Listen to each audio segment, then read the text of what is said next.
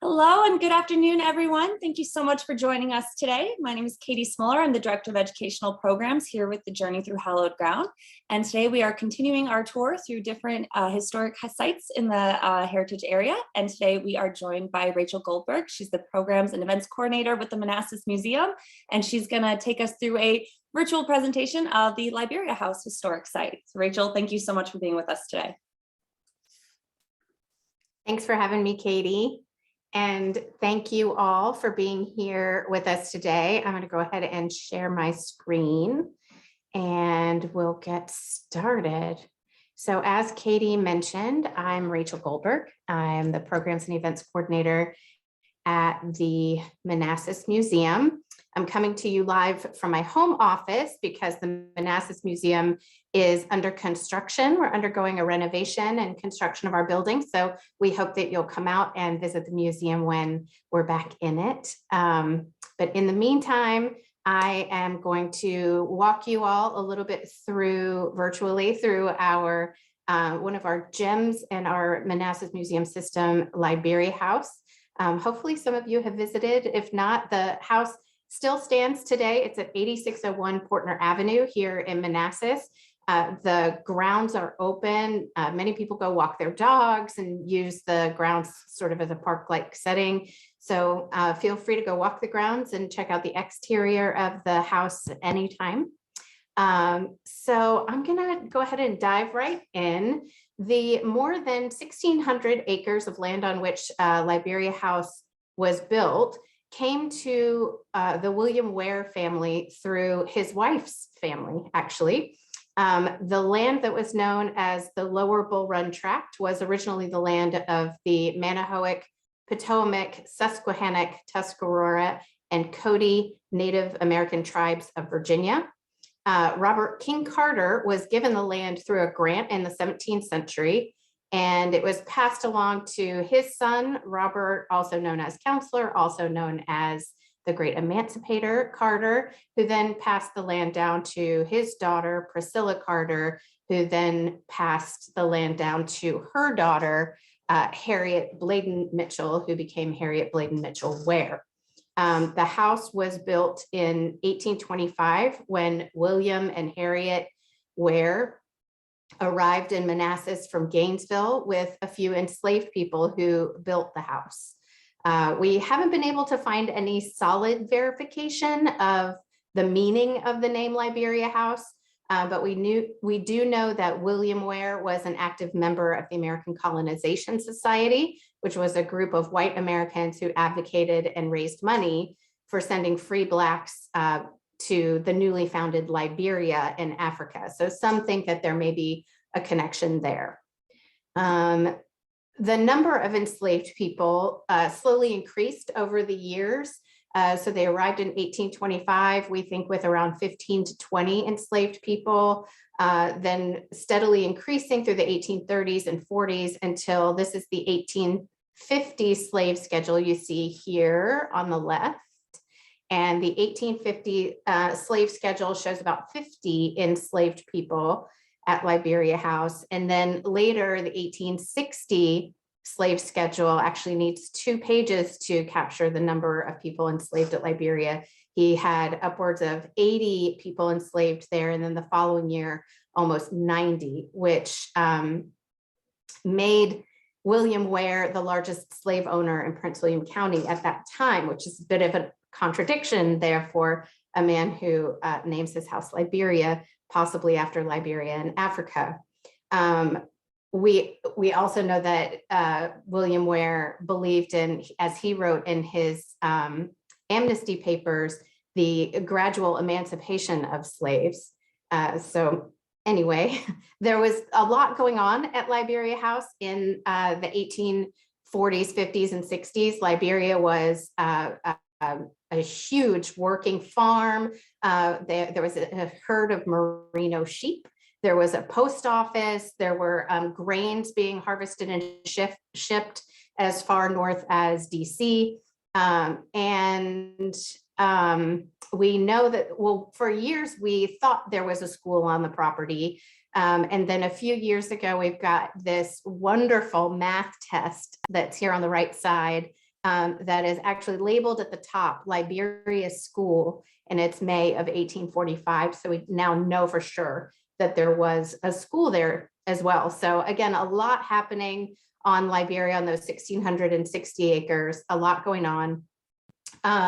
Unfortunately, we don't know a whole lot about any of the specific enslaved people who were, many of the specific enslaved people who were there, but we do know a little bit about one family, and that's the Naylor family. So this group of pictures tells you a little bit about what we know about the Naylor family. Nellie and Samuel Naylor, and this on the left is a picture of Nellie Naylor. She's seated with her daughter Sally standing next to her. Nellie and Samuel were of the original 15 to 20 enslaved who were brought to Liberia from Gainesville by the Wares. They probably helped build the house, and eventually they had, they had 7 children, 5 of whom were born at Liberia House. After the war in 1865, Samuel Naylor, Nellie and Samuel Naylor were sold, and I'm going to read this because I don't want to get it wrong.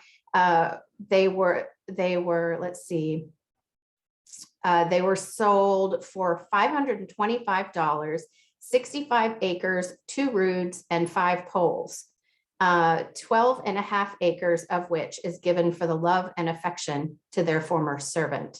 So the land was part of the Liberia tract plus 25 acres, which was purchased by the Wares from the Mitchell family. So you can see in this map here in the middle, the triangle is the 65 acres that the Naylors lived and farmed on for many years, for generations. In fact, you can, so this triangle, for any of you who are familiar with the Manassas area, right here, kind of here-ish, where it says there's a cemetery, there is actually a cemetery, and that's where we discovered a couple, well, actually an intern at the Manassas Park Rec Center discovered Samuel Naylor's headstone here a couple of summers ago. So the Manassas Park Rec Center sits right about here in this map. And I would be remiss if I didn't mention that the Manassas Museum curator's childhood home is right over here. So she always likes to make sure I get that in. And this is Centerville Road right here. So hopefully for the, again, those of you familiar with Manassas, that'll help orient you a little bit. So the Naylors, again, lived and farmed that land for a couple of generations. We have, again, discovered the grave of Samuel Naylor. We're pretty sure that there are other graves here in this area as well. We just haven't done the research to discover those graves yet. This picture comes with wonderful family stories. It came to us through the Ware family, and the family story goes that it was broken at some point, and then it was repaired by, quote, a slave named Naylor. So it could have very well been Miss Nellie Naylor who repaired the picture and gave it back to the Ware family when they returned, and then, you know, came to us eventually. This picture up in the top right corner is Miss Lanille Naylor, and we are fortunate to be able to continue to work with her today. We work with her on a number of different programs. She's great. So getting back to the house specifically, in 1861, as I'm sure you all know, the Civil War begins formally. 3 of the Ware sons joined the Confederate Army, while William Ware is suspected of being a Unionist and is rumored to have voted against secession. We are still digging high and low to find a record of that vote, but we think that maybe the votes were just recorded verbally and not written down. We can't find them anywhere, but we're still looking, so stay tuned. So William stayed at Liberia to run the farm. At that point, he thought, you know, he'd still be able to continue operation as normal. But by July, Liberia was pressed into service as headquarters for the Confederate General PGT Beauregard. Some reports also record the use of the house as a hospital. We have a letter from a Union soldier who calls it the death house because when the Union troops arrived, they found bodies remaining in the basement. Also, interestingly, in 1861, Confederate Colonel Thomas Jordan was at Liberia House running a spy ring. By summer of 1861, we know he was working with Rose O'Neill Greenough. And it's believed that information smuggled to Jordan from Greenough in DC was helpful in securing a Confederate victory at the First Battle of Manassas. So then we get to 1862, and knowing that slave owners are not always treated with kindness by the Union Army, William Ware decides to evacuate down to Fluvanna County, where the rest of the family had gone at the outbreak of the war. So William decides to head down south to Fluvanna County in advance of McDowell and the US troops. However, he leaves behind some members of the Naylor family to care for and protect the house while the family is away.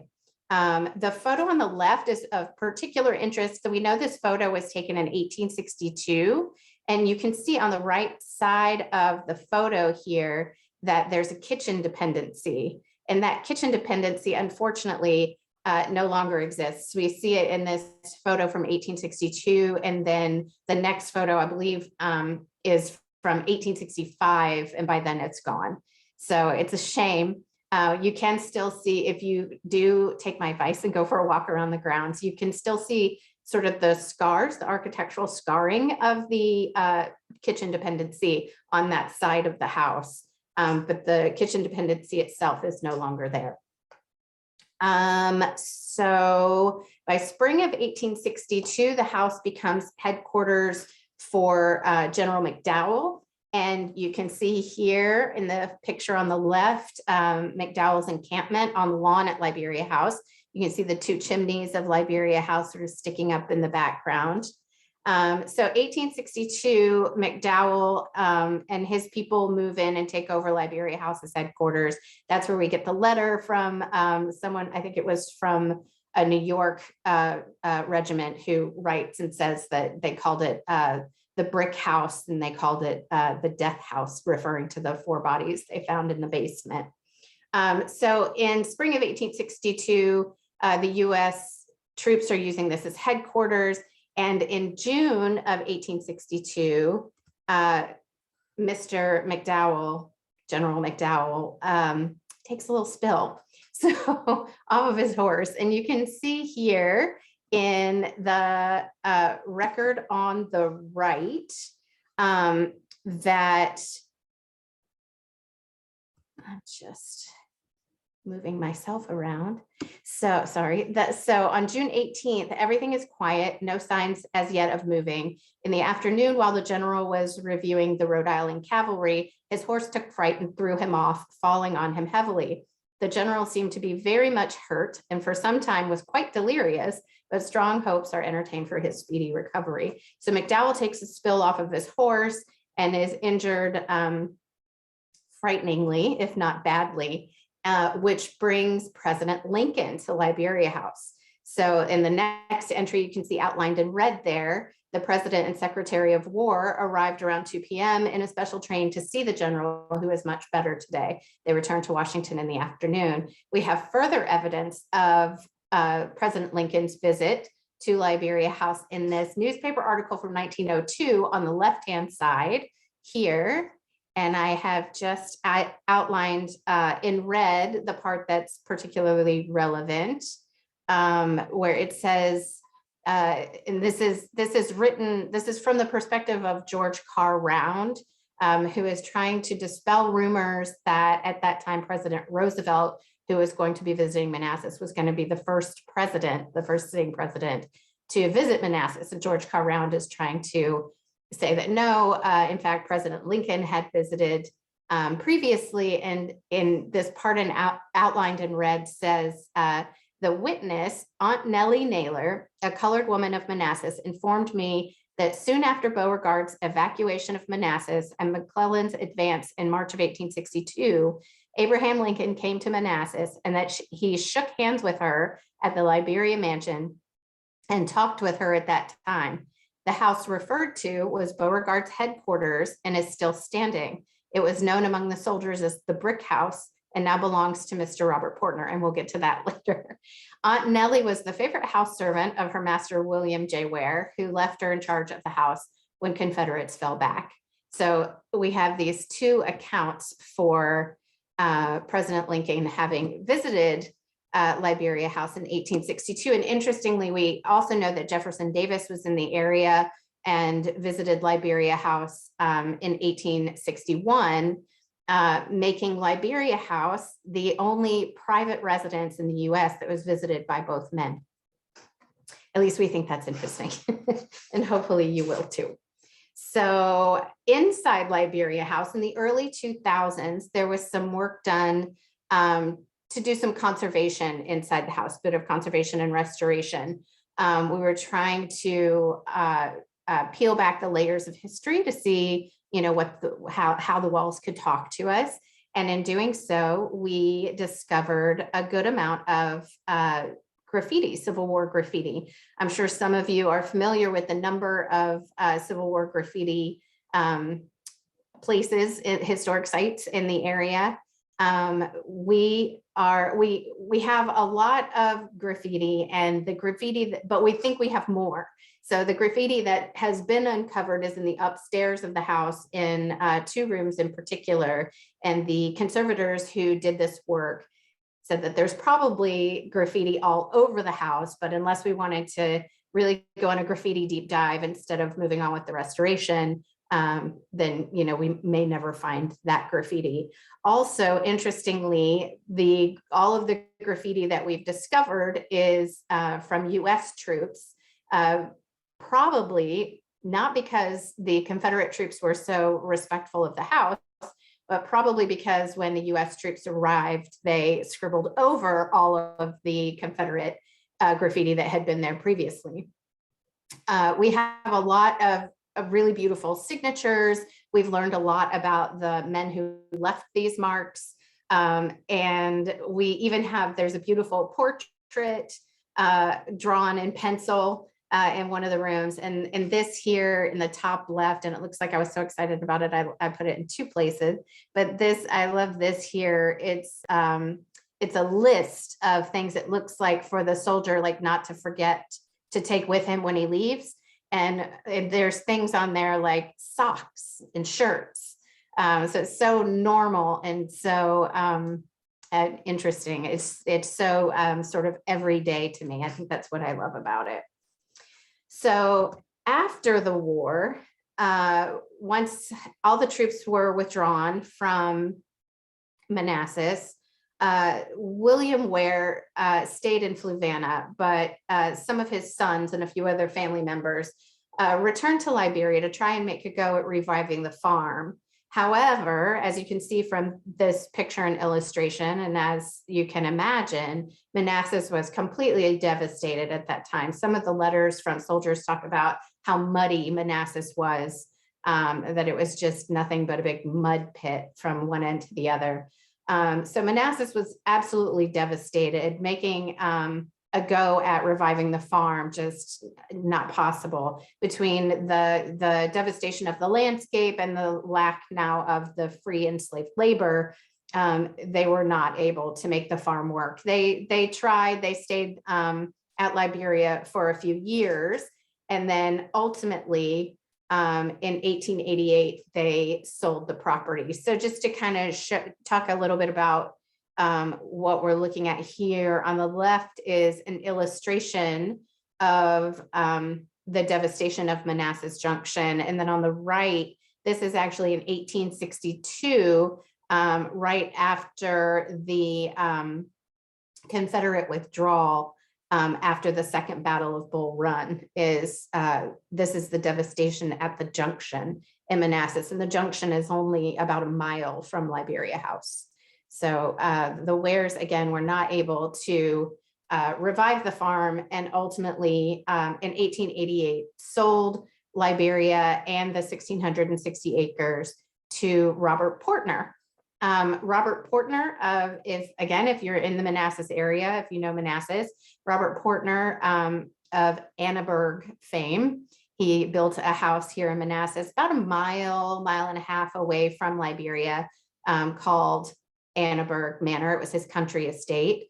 Portner lived primarily in Alexandria. Manassas was his summer home, but he used Liberia House as early as 1888 as headquarters for his dairy farming operation. So this picture in the middle, you see Liberia being used as a dairy farm. And interestingly, members of the Naylor family were still in the area at this time. And Jared Naylor, who was the grandson of Nellie and Samuel Naylor, worked for 50 years for Robert Portner at Liberia. And we wonder sometimes if this could be Jared Naylor in this picture.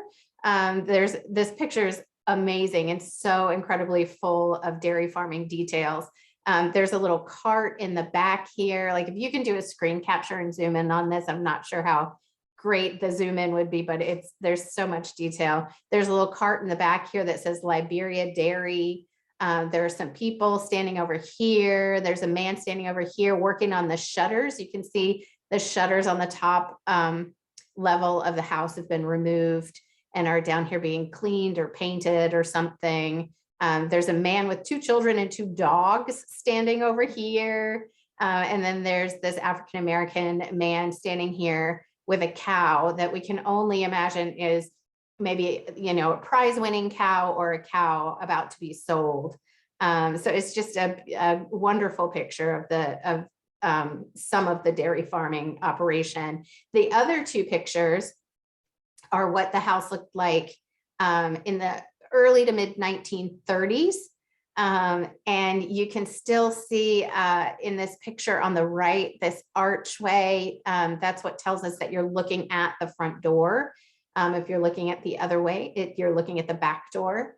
Oops. Well, okay. And then so Robert Portner owned the farm from 1888 until 1947 when he sold the property to the Breeden family. The Breeden family has done a lot of developing in the Manassas area, and you can see IJ and Hilda Breeden here in the photo on the left. I believe this is a picture of the front of the house. You can still see that barn here in the background. This picture, we believe, is late 1940s, early 1950s. And again, looking at this picture, I love how you can see that all of the windows are thrown open wide. You can tell it must be summer and it's probably just so hot. The front door might also be open. I know from experience, if you open the front door and the back door at the same time, it's like an air conditioning. I call it the 19th century air conditioning in the hallway there. It's just amazing. So this is the house in the late 40s, early 50s. The interior of the house in the late 40s, early 50s. The only thing that's changed really is the rugs and the wallpaper. Some of that wallpaper was still there when the city inherited the house in the 1980s. And in some places in the house, you can still see sort of hints or remnants of that 1940s, 50s wallpaper. It's amazing. This picture down here on the bottom is from the early 1970s, and you can see a very different sort of facade or porch really on the front of the house. It seems to be based on the barn in the background, the same angle, but the porch has changed significantly. This porch in the left-hand side is when we were doing restoration on the house, this porch on the left-hand side is what we modeled the back porch of the house for the restoration work. So if you come to the house today, you'll see a porch that looks very much like this one on the left on the back of the house. The front porch looks more like what it would have looked like in the 1860s. So then getting on to what we do with Liberia House today. So we use Liberia House in many different ways today. We have a lot of different programs at the house. We've done some of this restoration work. The graffiti is visible on the second floor. The first floor, the dining room and parlor have been restored sort of to what it would have looked like in the 1860s. We were able to discover, the paint colors and that sort of thing. And that's about what it looks like. The program in the picture down here on the bottom right is one, it's called our Front Porch Talk. And that is a program that honors the 80 enslaved who once lived and worked there. This picture on the bottom left is a picture of a Naylor family reunion that we had there in 2020, but in like January or February of 2020, right before, but in the before times. So this picture again is members of the Naylor family who came from far and wide, came from all over the country. I think this man in the back came from as far as California. Up here at the top, we have the slave dwelling project out at Liberia House last summer, and then the winter before as well for storytelling and a cooking demonstration, living history day, sort of. On the right, you can see our friend Colonel Rice here of the U.S. troops. He comes by every now and then for a chat with visitors. And then down here in the bottom middle, I guess 2 summers ago now, or 2 falls ago, this beautiful garden was installed at Liberia House, just a stunning garden full of indigenous plants. We don't know what the Ware family would have had in their garden.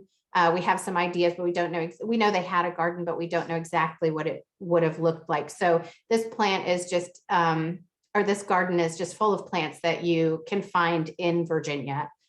We've also, as part of the restoration of the house, we've also recreated that sort of sweeping drive and circle at the front of the house up to the front entrance.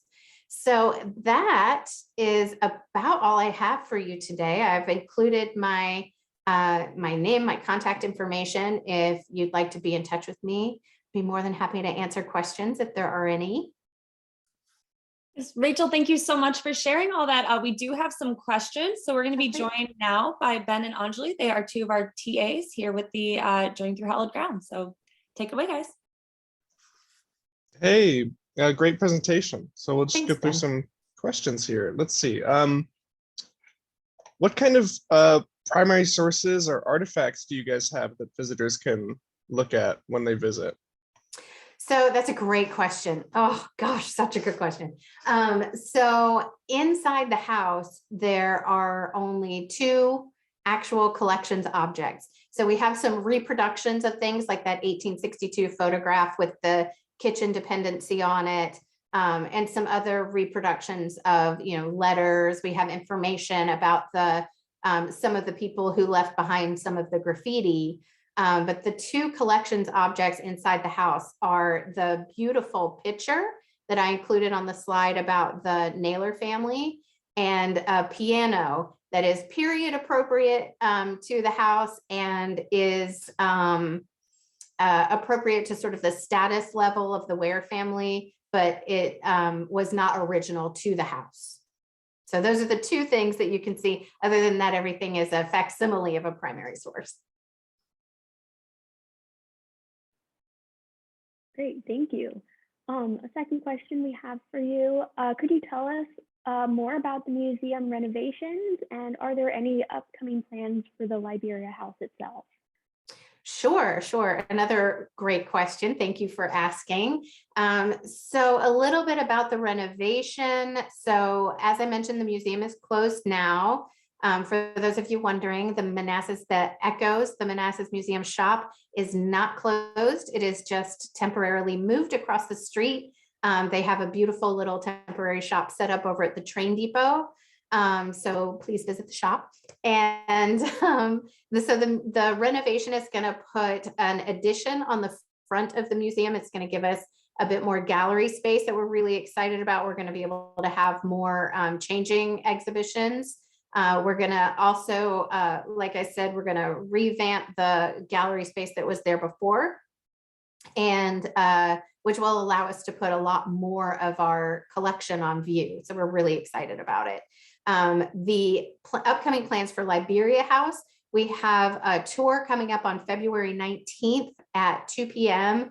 that will lead you from the basement of the house, where the bodies were, to, or should I say, where the bodies were, to all the way up to the attic of the house, which is stunning. You can really see how, like, the handwork of how the house was built up in the attic. And that tour will focus on the lives of the enslaved there at Liberia House. Again, that's February 19th at 2 p.m. Otherwise, starting in the spring, we'll have monthly basement to attic, just sort of more broad general tours of Liberia House. So you can join us for those. Keep an eye on our calendar. Awesome. I'm sure everyone will be looking forward to those things.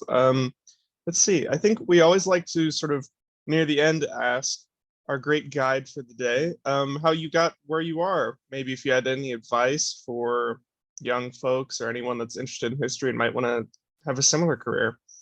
Sure. Oh, I love that. Yeah. I'd love to answer that question, because I came to this job in a very a wonky, windy, bendy, curvy kind of way.